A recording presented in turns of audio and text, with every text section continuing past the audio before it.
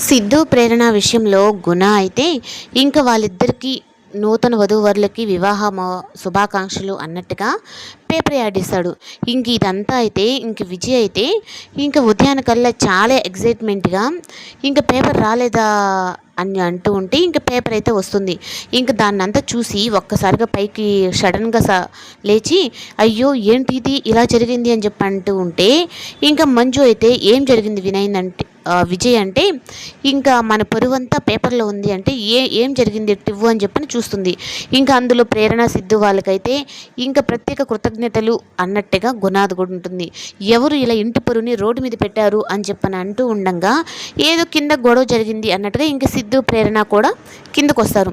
ఇది నాకు ఇలా మన పొరుగు తీయడానికి ఎవరికి ఇంత అని ఇంకా మంజుల అడుగుతూ ఉంటే ఇంకా ప్రేరణ అయితే నాకైతే మాత్రం ఒకరి మీద అనుమానం ఉంది అని చెప్పనంటే ఇంకా విజయ్ అయితే తడబడుతుంటాడు.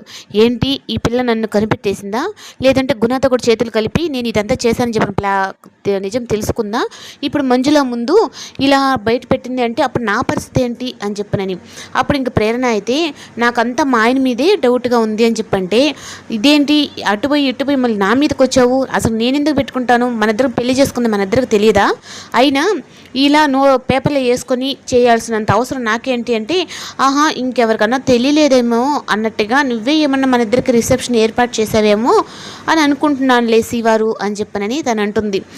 ఇంకా అలా అనేటప్పటికీ ఇంకా ఈ పేపర్లో ఇదే చూసిన తర్వాత మంజుల చాలా కోపంగా ఉంటే ఇంకా ప్రేరణ చేసే పనుల వల్ల కూడా ఇంకా కోపం పెరుగుతూ ఉంటుంది.